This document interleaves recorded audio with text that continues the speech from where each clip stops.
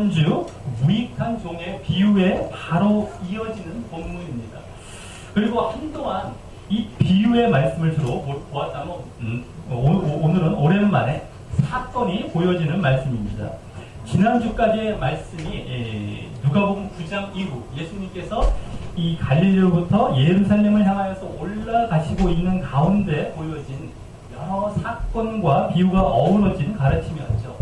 오늘 말씀도 11절에 나오듯이 계속 예루살렘을 향해 나아가고 계실 때 벌어지는 사건인 것입니다. 다만 11절 그 다음 부분에 나오듯이 사마리아와 갈릴리 사이로 지나가시다가 한 촌에 들어가셨을 때 벌어지는 사건입니다. 즉 지금 예수님께서는 저 북쪽 갈릴리에서부터 남쪽 예루살렘으로 가시는 중인데 그 중간에 이 사마리아라는 곳이 있고요.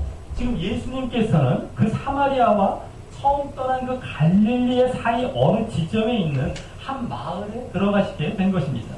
이 앞 그 13장에서도요. 그와 같이 예수님께서는 각 성, 각 촌으로 다니시며 각 도시, 각 마을로 다니시며 가르치시면서 예루살렘으로 여행하셨다라는 말씀이 있었는데 그와 같이 예수님께서는 예루살렘으로 가시는 도중에 쉬어도 가실겸 가능하면 많은 마을에 들러서 이렇게 전도하고 복음을 전할 증거할 그러한 기회를 가지시면서 가시려고 하셨던 것 같습니다.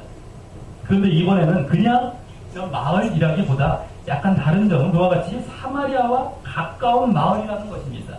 아마 여기 이 사마리아라는 말을 갈릴리라는 말보다 먼저 말하고 있는 것을 보면 갈릴리보다는 이 사마리아에 더 가까운 마을이었나 봅니다. 그런데 이 사마리아라는 곳은 어떤 곳입니까? 전에 9장 이후 예수님께서 처음 예루살렘을 향하여 떠나셨을 때, 갈릴리를 떠나셨을 때 곧바로 이 사마리아인의 한 촌에 들어가셨던 그런 때와 또 이후 10장에서 이 선한 사마리아인의 비유 때도 말씀드렸지만 사마리아는 구약에서 이 북이스라엘이 아수르에 의해 멸망당하고 아수르의 그 식민 정책에 따라서 북이스라엘의 수도 사마리아에 이방 민족을 살게 해서 혼혈이 되었던 지역이었죠. 그래서 이 정통 유대인들은 그 사마리아인들을 이방과 같이 취급하고 급기야 그들과 상종하지 않으려 했던 것입니다. 그래서 보통 그 당시 이 유대인들은 그 갈릴리에서 예루살렘으로 갈 경우 사마리아를 피해서 요단강 건너 그 베레아라는 지역으로 돌아서 그 경유해서 다녔던 그러한 지역이 바로 사마리아였다라고 하는 겁니다. 하지만 예수님께서는 사마리아인들도 구원을 받아야 할 사람들이었기에 그와 같이 그것을 차별하지 않고 굳이 이렇게 통과해서 가시려고 하셨던 것입니다. 그런데 이번에는 그 사마리아 지역은 아니지만 그곳에서 가까운 지역이었던 것입니다. 처음에 예루살렘을 떠났을 때 그곳을 통과하려 하실 때에도 예루살렘을 향해 떠나셨을 때 그곳 사람들이 예수님께서 예루살렘을 향해 가시기 때문에 받아들이지 않아서 제자들과 함께 다른 마을로 돌아가셨듯이 이번에도 그런 이유로 그와 같이 사마리아 근처를 가시게 되었던 것은 아니셨는지 모르겠습니다. 그리고 그때 그렇게 사마리아를 가신 것과 이렇게 비교해 보면 처음부터 이렇게 사마리아를 가신 적이 있었어요. 그것과 비교해 보면 시간적으로 꼭 이때 이곳을 지나가신 것은 아닐 수가 있습니다. 그리고 그렇다면 이곳에 이 사건을 기록하고 있는 것은 지난 이 10장에서도 이 선한 사마리아인의 비유에 바로 이어진 마르다와 마리아의 이 사건이 그것이 이제 서로 그 선한 사마리아인의 비유와 서로 이 교훈적으로 관련이 되기에 더 나중의 사건임에도 불구하고 이 마르다와 마리아 사건이 그 비유 바로 이어서 기록하고 있었던 것과 같이 이번에도 오늘 이 본문의 사건이 이 바로 전에 무익한 종의 비유, 지난주 무익한 종의 비유의 교훈과 무관하지 않기에 이곳에 기록했다고 볼 수 있습니다. 지난주 무익한 종의 비유의 교훈은 믿음의 원리와 자세로서 자신의 주인이 아닌 종이라는 인식과 함께 그러므로 인한 철저한 낮아짐과 순종의 믿음을 가져야 한다는 것이었는데 말입니다. 그런데 오늘 본문은 또 많은 교회에서 주로 감사와 관련하여 맥추감사절이나 추수감사절 때 많이 증거되는 본문입니다. 그런데 이와 같은 지난주의 교훈과 무관하지 않고 연결되는 교훈을 준다면 꼭 그와 같은 감사의 주제가 주가 되지 않는 본문일 수도 있습니다. 자, 그럼 오늘 이와 같이 이 바로 전에 무익한 종의 비유와도 연관되어 있으면서 예수님께서 이제 사마리아에서 가까운 한 마을에서 겪게 되는 오늘 누가복음만이 기록하고 있는 이 고유한 사건 가운데 하나님께서 과연 무엇을 말씀하시고 가르치시려고 하셨는지 살펴보면서 거기에 우리 자신을 비추어 보고 변화시켜 가는 시간을 갖도록 하겠습니다. 먼저 앞서 말씀드렸듯이 예수님께서 사마리아와 갈릴리 사이의 한 마을에 들어가셨는데 이제 그곳에는 이 사마리아와 가까운 곳이었기에 주로 유대인들이 살 것이긴 하지만 아마 사마리아인들도 살 가능성이 많았던 곳입니다.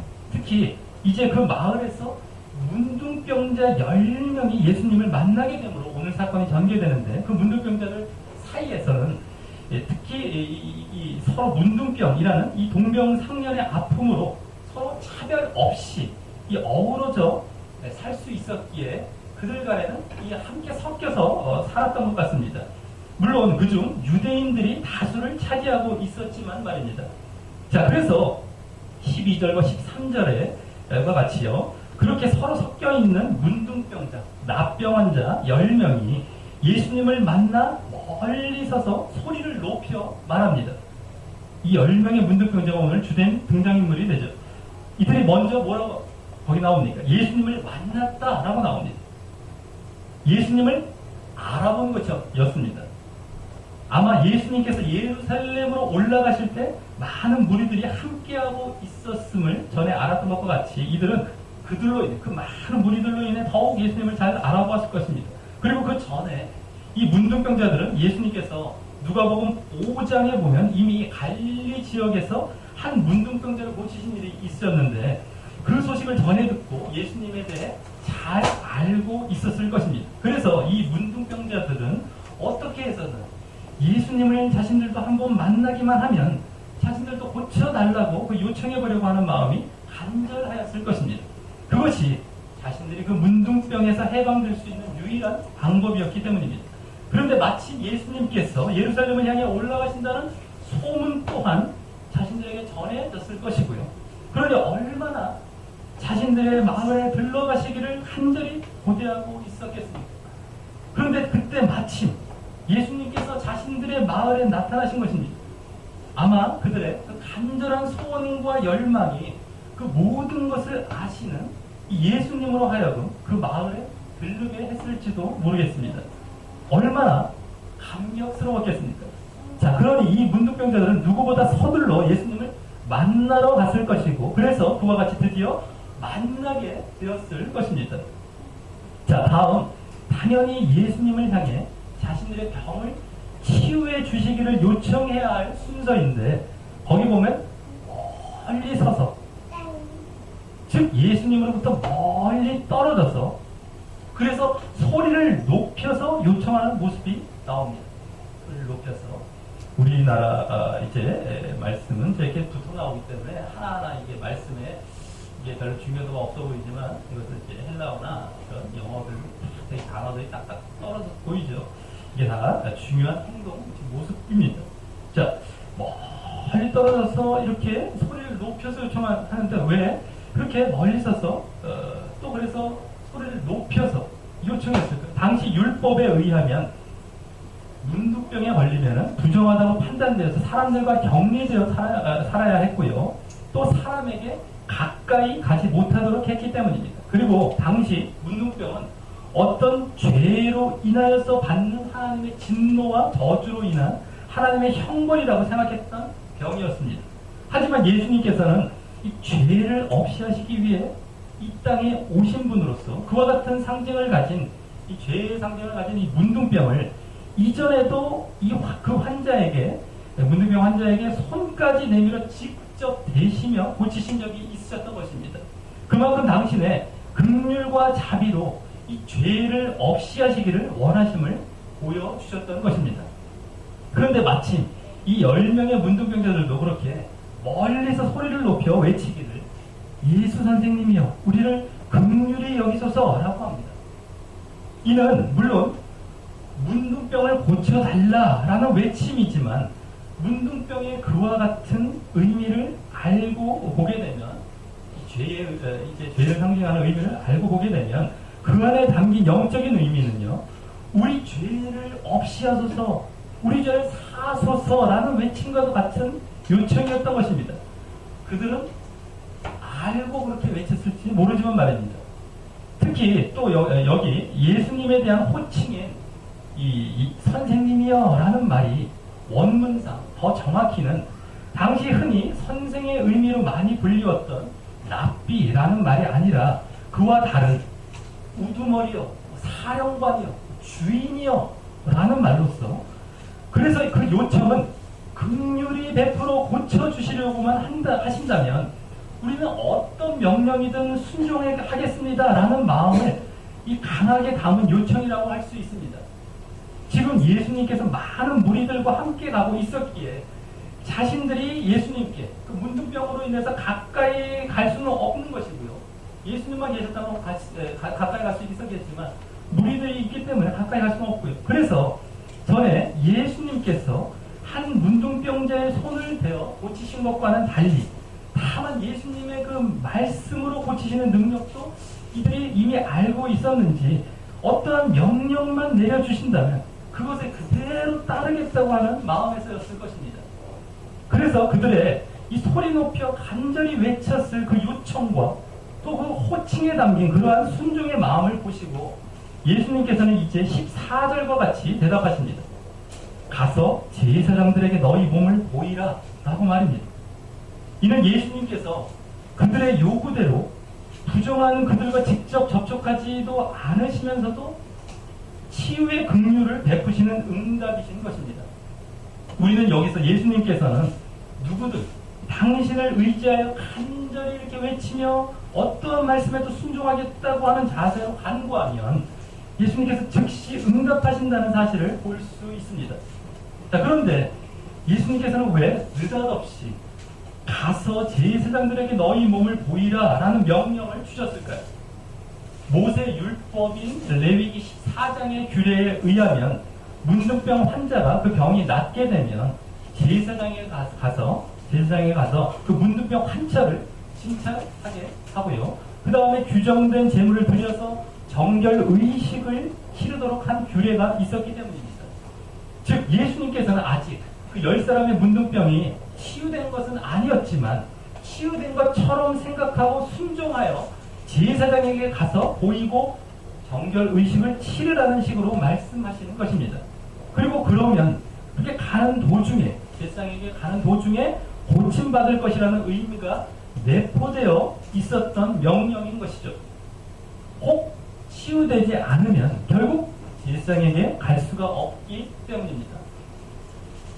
자, 그리고 이 모습은 마치 구약에서 이와 비슷한 방식으로 아람 나라의 군대 장관이 나아만이 엘리야 선지자의 명령대로 요단강에 몸을 7번 담그고 나옴으로 말미암아 문둥병을 고침받은 모습과 비슷한 모습이죠. 자, 그리고 그 10 문둥병자들은 14절 하반절과 같이 예수님의 그 명령에 그대로 순종합니다. 자신들이 그와 같이 요청했기에 당연히 잘 따랐겠죠. 그리고 그러기에 그 다음 말과 같이 깨끗함을 받게 됩니다. 이는 몸에서는 고름이 나고 문둥병이라는 건 그런 것이죠. 이 손은 꼬부라지고 부스러지며 또 눈썹 같은 것은 이제 빠져버리는 이런 지저분한 문둥병의 모습에서 몸이 깨끗하게 되돌아오는 이적을 받게 된 것입니다. 이 10 문둥병자들은 자신의 요청과 그에 대한 예수님의 명령에 이 순종함으로 고침을 받게 된 것입니다. 그런데 이 모습을 그럼 그들의 믿음이라고 볼 수 있을까요? 그들이 예수님의 명령에 담긴 이 병고침의 이적을 믿고 또 그래서 그 명령에 그대로 순종해서 고침을 받았기에 말입니다. 믿음은 사실 어떤 이적을 믿는 것이 아니라 예수님이 메시아 되심을 믿는 것이기에 약간 차이는 있어 보입니다. 하지만 그 이적을 베푸실 예수님의 능력을 믿었기에 그 이적 행하실 것도 믿었다고 볼 수 있으므로 이 모습에 그들의 그 예수님의 메시아 되심에 대한 믿음이 어느 정도 담겨 있다고 할 수 있습니다. 하지만 그것이 온전한 믿음, 진정한 믿음이냐가 관건인 것입니다. 그것을 알게 하는 그와 관련된 모습이 이제 15절부터 마지막 19절에 걸쳐 보여지게 됩니다. 먼저 15절과 16절에는 그 10문둥병자 중 한 명이 자기의 나은 것, 고침받은 것을 보고 두 가지 행동을 하는 것을 보게 됩니다. 먼저는 큰 소리로 하나님께 영광을 돌리면서 돌아오게 됩니다. 원래 원어에서는 이 돌아와라는 말이 앞에 나와 있어서 그가 그렇게 고침받고 나서 바로 제사장에게로 가던 길을 돌이켜 예수님께로 다시 향했던 사실을 잘 보여줍니다. 그 다음 16절과 같이, 그 다음에 나오는 그 16절과 같이 예수님께 살해, 즉 감사하기 위해서였던 것입니다. 그런데 그렇게 돌아오면서 보인 행동은 하나님께 큰 소리로 영광을 돌리면서였다는 것입니다. 자, 그럼 이 모습들은 무엇을 보여줍니까? 먼저 제사장에게 먼저 가지 않고 그 병을 고치신 장본인인 예수님께로 먼저 돌아오려고 하는 모습에서 예수님을 그 제사장보다 우선하고 먼저 생각하고 있다는 것입니다. 예수님의 명령대로 빨리 제사장을 만나 자신의 그 치유된 것을 보인다 한들 그렇게 잘못된 것이 없어 보이고 또 빨리 그렇게 함으로써 빨리 자유인이 되고 싶었을 텐데 말입니다. 그러니 아마 이 문둥병자는 제사장보다 예수님을 진정한 제사장으로 생각했을지도 모릅니다. 그 율법의 규례대로보다 그 율법의 진정한 주인 되시는 예수님을 당연히 먼저 찾고 자기의 나음을 보이려고 하면서 말입니다. 또 다음 예수님께 감사하려고 돌아오려 하지만 여기 먼저 하나님께 그것도 큰 소리로 영광을 돌리고 있는 모습에서 예수님의 이적의 능력이 하나님께로부터 왔음을 고백하는 모습을 보게 됩니다. 그리고 그것은 예수님을 하나님께로부터 온 자, 이 메시아로 인정하는 모습입니다. 그리고 여기서 그가 왜 제사장보다 예수님을 먼저 생각했는지가 더 분명하게 보여지는 것입니다. 그에게는 예수님께서 진정한 제사장 이상으로 그보다 더한 이 메시아로 생각하고 있었기 때문입니다. 그리고 그가 예수님을 메시아로 인정하고 있었음을 또한 잘 보여주는 모습은 16절에서 예수님께 감사할 때 예수님의 발 아래 엎드려 그렇게 감사드린 모습입니다. 이 발 아래 엎드린 모습은 자기가 할 수 있는 가장 겸손하고 존경하는 자세로 예수님을 지극히 높이고 자신을 지극히 낮추는 마치 예수님을 주인으로 자신을 종으로 인정하는 모습과도 같기 때문입니다. 그리고 그 모습은 지난주 무익한 종의 비유에서 주인과 종의 관계가 주님과 우리 자신의 관계를 말해주고 있었던 것처럼 그것을 연상케 하고요. 또 그때 자신을 그 무익한 종의 철저히 낮춘 모습과도 비슷합니다. 자, 그런데 그렇게 하나님께 영광 돌리며 예수님께 돌아와 감사했던 한 문둥병자는 이제 16절 하반절에 밝히고 있는 것처럼 바로 이방인과도 같이 여겨졌던 사마리아인이었던 것입니다. 여기에 또 극적인 반전과 영적인 의미가 담겨 있습니다. 마치 지난 10장에 선한 사마리아인의 비유에서도 유대인 제사장과 레위인은 강도 만난 자를 그냥 지나쳤지만 반면 의외로 유대인들이 경멸하고 이방인 취급하는 사마리아인은 그냥 지나치지 않고 강도 만난 자를 그를 돌봐주었던 것과 흡사하게 말입니다. 그래서 이제 여기서 오늘 본문이 그냥 잘못된 믿음과 진정한 믿음의 대립뿐만 아니라 그것이 유대인과 이방인의 대립으로도 보여지게 되는 것입니다. 이제 다음 보게 될 17절에서 19절까지의 예수님의 대답 가운데 그 믿음의 문제 안에 담긴 그러한 의미가 내포되어 보여집니다. 먼저 예수님은 10사람이 다 깨끗함을 받지 아니하였느냐, 그 9은 어디 있느냐라고 하십니다. 예수님은 당신의 능력으로 모든 사람이 깨끗해졌다는 사실을 직접 보시지는 않았지만 알고 계신 것입니다. 그리고 한 명의 사마리아인 문둥병자 외에 나머지 9명은 당신께 돌아오지 않았음을 안타깝게 여기고 계신 것입니다. 그리고 그 9명은 아마 이 제사장을 만나보고 돌아오느라고 늦은 것도 아니었을 것입니다. 계속 오지 않은 것이죠. 다음 18절에서 그것이 암시되어 보여집니다. 좀 이따가요. 그리고 예수님은 지금 단순히 당신께 살해하고 감사하기 위해 오지 않은 것에 대해 당신 개인적인 차원에서 섭섭하셔서 그런 것이 아닙니다. 바로 그들이 보였어야 할 진정한 믿음이 없음에 대해 안타까워하신 것입니다. 이 또한 다음 18절에서 잘 보여집니다. 자, 그럼 우리 다 같이 18절을 읽어보도록 하겠습니다. 18절입니다. 시작. 이방인 외에는 하나님께 영광을 돌리러 누가 자가 없느냐고. 아멘. 예, 여기서 먼저 이 이방인 외에는 그 다음에 돌아온 자가 없느냐라는 말에서 9명의 문둥병자들은 제사장을 만나고 오느라 늦은 것이 아니라 앞으로도 오지 않은 것임을 보여줍니다. 암시하고 있는 것이죠.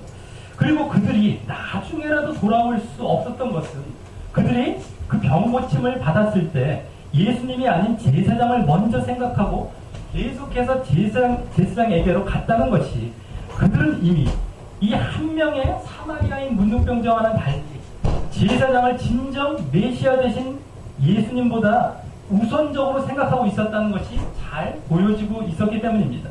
그러니 그들은 자신들이 충분히 할 일을, 그 규례대로 할 일을, 율법대로 할 일을 다 했다고 생각할 뿐이지 그 밖에 그 제사장보다 못한 예수님께 와서 감사할 일이 없다고 생각했던 것입니다. 그리고 그렇게 보면 이들은 예수님을 단순히 이적의 능력을 가진 선지자나 선생 정도로 생각하고 있었던 것입니다. 그들의 예수님에 대한 이제 믿음도 결국 그 정도에서 그치고 있었던 것이었고요. 아까 처음에 고쳐달라고 했었을 때도 믿음이 말이죠. 즉 이적 행하시는 것과 같이 이 육신의 일을 해결하실 메시아로 말입니다. 당시 유대인들이 메시아에 대해서 그렇게 세상적이고 정치적인 메시아로 생각하고 있었던 것처럼 말입니다. 그리고 예수님을 그러한 육신적인 문제를 해결하실 메시아 정도로 받아들이면 이와 같이 그 육신적인 문제가 해결되었을 때 그것을 응답해 주신 하나님이나 예수님은 온데간데 없이 자기 중심적으로 기뻐하고 끝난다는 것을 보게 됩니다. 왜 그러겠습니까? 그것은 예수님보다 그 육신적인 문제에 초점을 두기 때문입니다. 더 자세히 말하자면 자신은 종으로서 주인 되신 예수님께 그리고 그분의 뜻에 초점을 두는 것이 아니라 자신이 주인이 되어서 자신을 중심으로 바로 그 문제 자체에만 초점을 두고 예수님을 찾기 때문인 것입니다. 그리고 그러한 모습이 유대인들의 모습을 닮았다고 말씀드렸는데 여기서 예수님께서 그 한 명의 사마리아 문둥병자를 또 이방인 외에는, 그래서 이 이방인이라고 하셔서 오지 않은 나머지 9명은 유대인이었음을 짐작할 수 있습니다.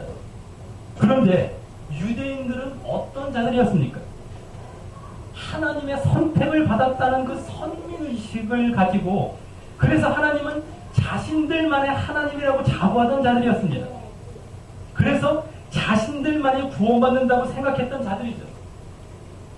마치 지금 예정론자들과 똑같은 모습입니다. 그래서 그들은 아니라는 것입니다. 하나님의 은혜를 받아도 그것이 당연한 것인 줄 알죠. 그리고 이는 꼭 지금 예정론자들 뿐만 아니라 그들의 영향을 받아, 지금 엄청난 영향을 주고 있습니다. 그들의 영향을 받아 이미 믿음 안에 들어간 신자 중에 그와 같은 안일함 가운데 빠져있는 자들의 모습이기도 한 것입니다.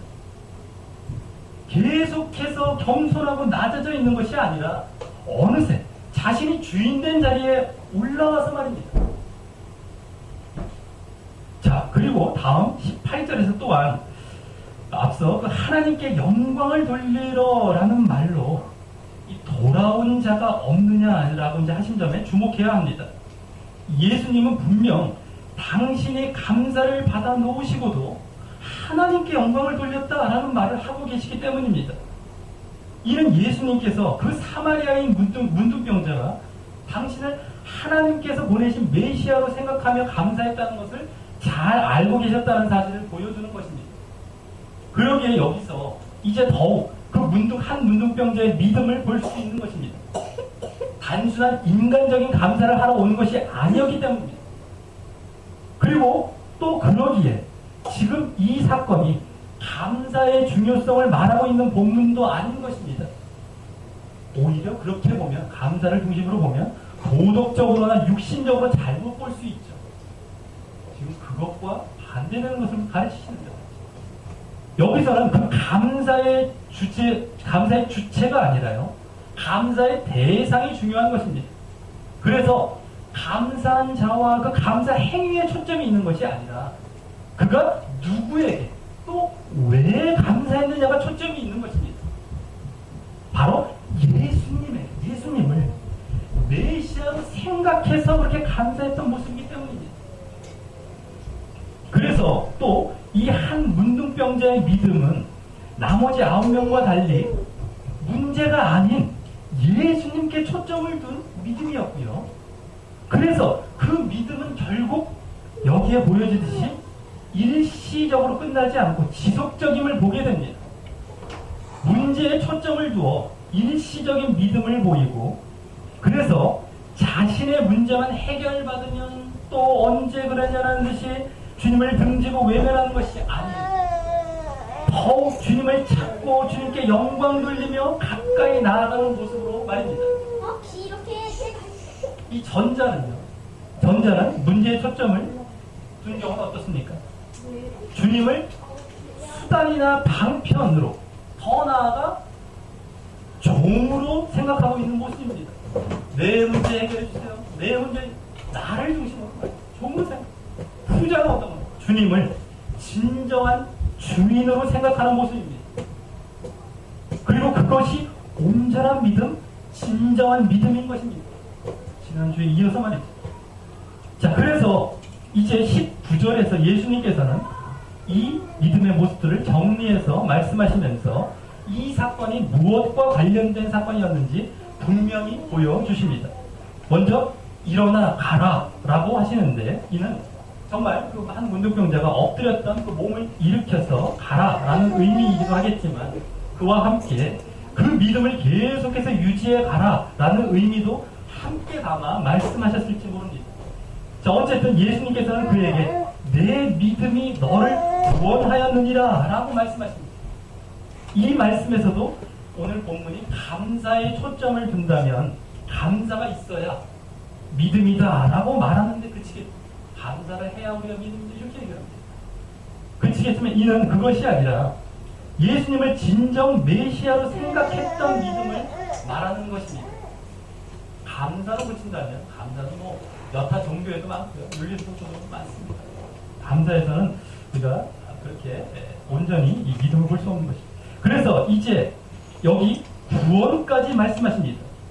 이 구원은 지금 병이 고쳐진 사실을 그와 같이 말한 것이 아닙니다. 흔히 병이 나은 것도 구원받았다고 이제 성경에서 나오긴 하지만 여기서는 그런 것이 아닙니다. 그것은 나머지 9명에게도, 병 고쳐진 것은 나머지 9명에게도 이루어진 사실이기 때문에 또다시 이러한 믿음을 보인 이 사람에게 그렇게 말씀하실 필요가 없기 때문입니다. 없으시기 때문입니다. 그러기에 이는 마치 문둥병이 이 죄를 상징한다고 말씀드렸듯이, 문둥병, 한 문둥병자는 문둥병뿐만 아니라 죄에서도 해방되었음을 선언하신 것입니다. 그리고 그것은 이 사람이 예수님을 메시아로 보고 있는 그 믿음에서 비롯된 것임을 알 수 있는 것입니다. 예수님의 메시아 되심에 대한 믿음은 예수님의 가장 중요한 사역이신 죄사함과 구원을 가져오기 때문입니다. 말씀을 맺습니다.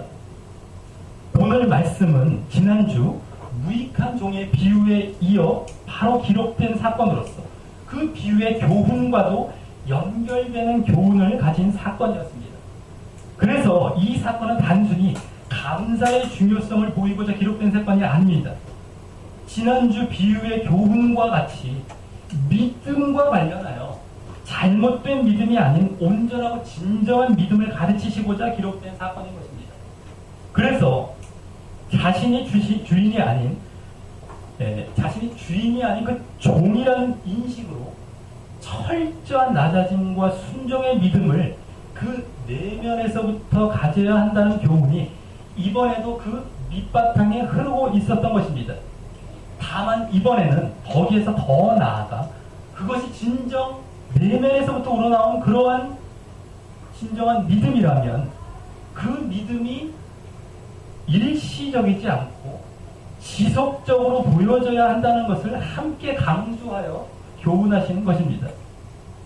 9명의 이 문둥병자들도 처음에는 자신을 낮추어 간절한 마음으로 자신들을 긍휼히 여겨달라고 했고요. 또 그에 따른 예수님의 명령에 그대로 순종해서 출발은 좋았었습니다. 마치 예수님을 메시아로 받아들이는 듯한 모습을 보였죠. 하지만 그 모습이 지속되지 못함으로 그것은 일시적인 믿음임이 드러났고 그 이면에 담긴 예수님을 단지 육신적인 메시아, 이적을 행하고 문제를 해결해주는 메시아 정도로 잘못 알고 있었던 것이 함께 보여진 것입니다. 그리고 그것은 명백히 잘못된 믿음이 되는 것이었습니다. 그것은 예수님을 진정 주님으로서 정말 주인으로 인정하지 않고 종으로 여기고 있다는 것을 잘 보여준 것이었기 때문입니다. 반면 한 명의 이 사마리아 문둥병자는 이방인 취급도 당하는 자였지만 자신이 철저히 낮아져 계속해서 종된 자리에 있었고 그래서 문제를 해결하신 예수님께 돌아오는 일시적이 아닌 지속적인 믿음을 보였고 그래서 예수님을 진정 주님이요 영적인 메시아로 믿고 있었던 진정한 믿음을 보였던 것입니다. 그리고 그로 말미암아 그 한 문둥병자는 죄사함을 받고 영혼의 구원에까지 이르게 되는 길로 나아가게 되었던 것입니다. 마치 오늘 문둥병이 죄를 상징하고 그래서 예수님은 사실 당신이 그 죄를 해결하실 분임을 보여주시기 위해 이 문둥병자들을 고쳐주셨을 것과 일치된 결과로 말입니다. 그리고 그러한 믿음의 차이는 결국 오늘 유대인과 이방인의 차이로 빗대어서 보여지기도 했던 것과 같이 자신이 아니라고 교만하지 않고 계속해서 종된 자리에서 낮아져 있느냐 아니면 순간만 낮아지고 다시 아니라고 교만하여져서 주인의 자리로 가느냐의 차이인 것입니다. 일시적인 믿음에도 문제의 응답은 받을 수 있습니다. 9명도 받았죠. 하지만 그 다음이 중요한 것입니다. 오늘 예수님은 그것을 보신 것입니다. 아마 오늘 9명의 문둥병자들은 예수님께서 그들도 사랑하신다면 분명도 사랑하시겠죠. 다시 그 문둥병이 도지게 하셔서 다시 깨달음의 기회가 주어지게 하셨을 것이고요. 그런데 그때에도 그들이 똑같이 제대로 당신을 메시아로 보는 그런 믿음으로 돌아오지 않았다면 점점 그들은 멸망의 길로 가게 되었을 것입니다. 분명 구원도 말씀하시면서 그 반대의 멸망을 암시하고 계신 것입니다. 자, 오늘 9명의 문둥병자의 모습에 예수님께서 얼마나 실망되었을까를 깊이 생각해 보시기 바랍니다. 화장실 가기 전과 갔다 온 후가 다른 사람과 같은 모습을 보시고 말입니다. 절박할 땐 아주 겸손했다가 문제가 해결되면 교만해지는 모습.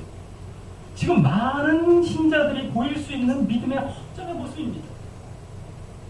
그리고 그것이 쉽지 않고 그렇게 넘어가고 있는 것은 뭡니까? 그것은 그만큼 자신들이 아니라고 교만하지 않고 늘 깨어서 자신의 그 종된 자리를 인식하고 자신을 낮추지 않기 때문입니다. 오늘 감사에 초점을 두어 이 말씀을 볼 때도 오히려 그러한 모습에 빠지기 쉽습니다. 그 모습도 자칫 겉으로만 감사 한 번 더 하며 일시적으로 때우고 넘어가는 모습이 되기가 타분하기 때문입니다. 감사는 내면에 진정한 지속적인 어떤 믿음의 모습과 상관없을 수가 있습니다.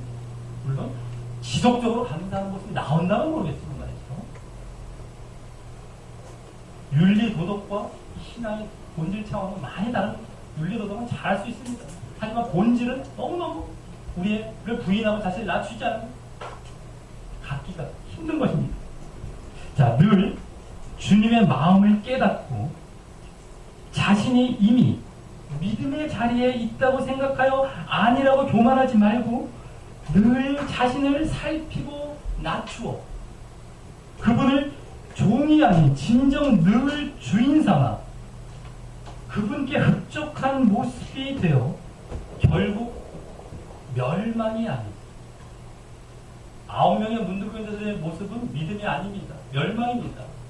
이걸 잘 아셔야 됩니다. 그것도 또 하나의 형태의 믿음이 아닙니다. 자, 멸망이 아닌 구원으로 나아가시기를 주님의 이름으로 간절히 축원합니다. 우리 다같이 찬양하시면서 기도로 나아가시도록 하겠습니다.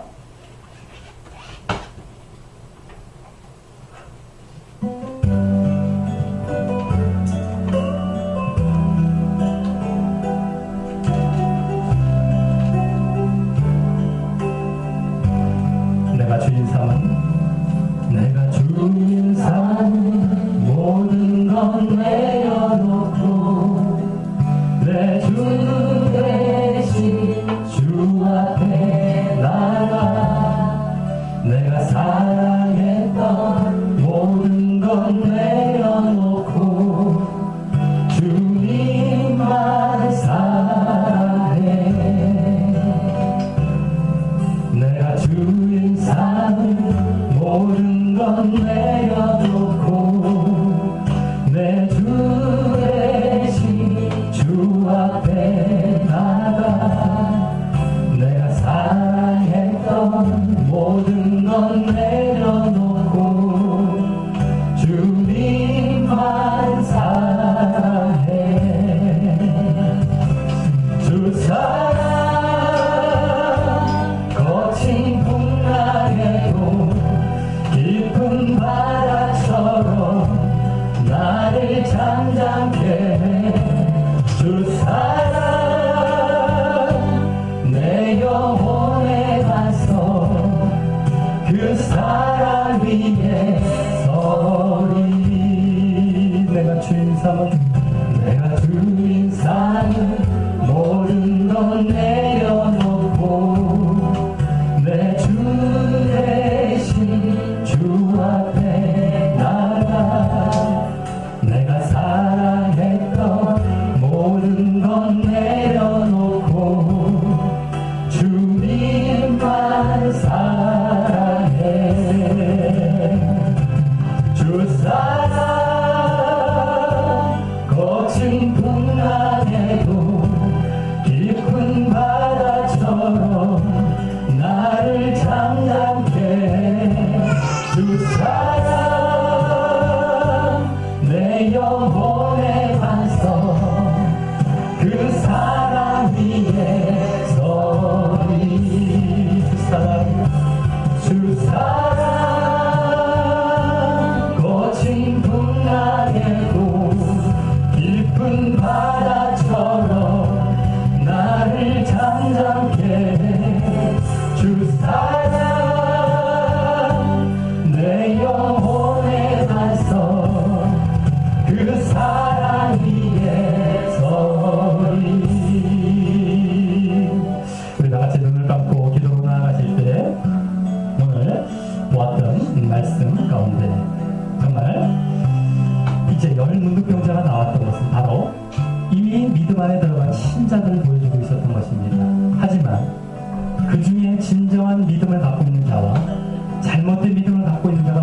구별되고 있음을 보게 되었습니다.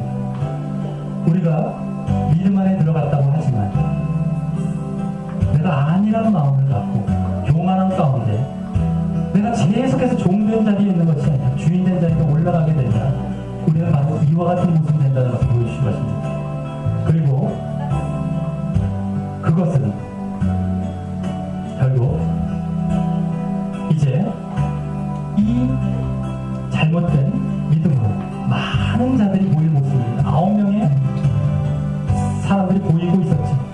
이것은 정말 단순히 우연의 숫자가 아닙니다. 암시하고 있는 것은 많은 사람들이 글로 간다. 그 자리에 있다는 것입니다.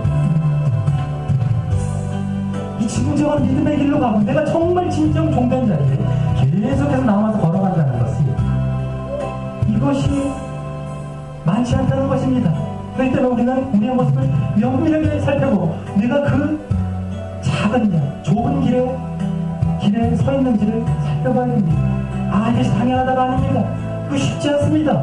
내가 늘 내 자리를 살피지 않으면 안 됩니다. 그래서 내가 정말 문제가 있을 때 내 모습을 보시기 바랍니다.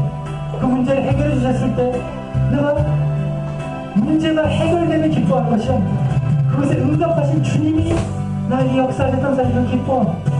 주님께 더 가까이 나가게 되는 모습이 있었는지를 보시기 바랍니다. 그것이 없이 문제 해결되면 너무너무 기쁘다. 내가 기도했다. 내가 이렇게 했다. 내가 부르짖었으니까 내 애씀에 대한 보상이다. 이렇게 생각하면 잘못되고 있는 겁니다. 그리고 주님을 싹 잊어버리고 또 내 길로 가고 내가 주인의 자리에 또 올라와 있는 겁니다. 우리가 분명하게 이것을 봐야 되고 그 믿음이 지속되어야 됩니다. 계속해서 우리의 교만한 모습은 없었는지 아니란 모습은 없었는지 봅니다. 그래서 지속되지 아니하면 내가 종으로서 그 자리가 계속 지속되지 아니하면 우리는 결국 오늘 믿음의 자리, 진정한 믿음의 자리에 들어갔습니다. 진정한 구원으로 나가지 못하는 걸 분명히 하시기 바랍니다. 믿음은 한때 믿은 게 아니죠. 계속 지속되는 겁니다. 지금 얼마나 잘못된 말을 지금 하는지 몰라요. 영접했다고 믿음 아닙니다. 아멘 했다고 믿음 아닙니다. 자기를 늘 부인하고 늘 그 자리에 있지 않아요. 믿음이 없는 겁니다. 믿음이 있었는데 없는 겁니다. 예수님은 말씀하시고 이 적은 자, 믿음이 없다는 걸 말씀하시는 겁니다. 멸망입니다. 지금 예전문자들은 이 얘기를 끔찍하게 생각하겠죠. 못 받아들이겠죠. 그들이 잘못되었기 때문에 말씀에 전혀 그런 말씀 없습니다. 조금도 없습니다. 전체가 다 지속되라. 너희들 믿음 지켜라 라는 말로 꽉 차 있습니다. 자, 오늘 우리가 이 말씀 그리고 우리 자신에게 적용하면 정말 이런 지속된 믿음 갖게 해달라고 나같이 기도드리시겠습니다. 하나님 아버지 감사를 드립니다.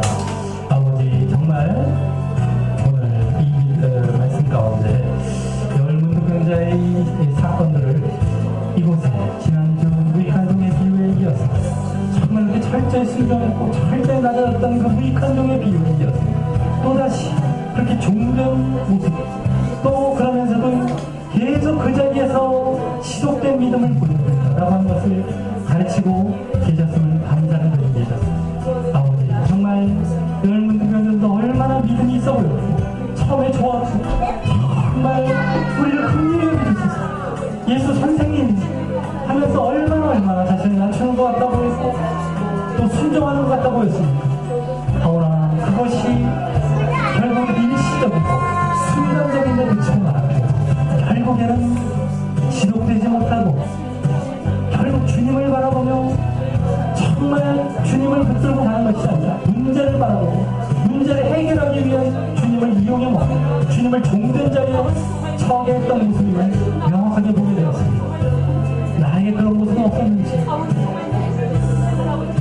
정말 우리가 얼마나 주님을 주인 삼는다고 하면서 주님을 종된 자리에 내팽개쳐 두고 그와 같이 자기 중심으로 문제가 있을 때만 주인 찾는 듯한 우리 문제가 있을 때만 믿음 있어 보이다 또 언제 그랬는 듯이 자기 중심으로 돌아가 버리고 결국 자기 주인 되어 살아 그러한 잘못된 믿음을 보이는 경우가 얼마나 많은지 문제가 있을 때 자기 믿음이 증명되고 있다는 것을 이 오늘 알게 해주시옵소서. 오늘 이 9명의 문득병자들은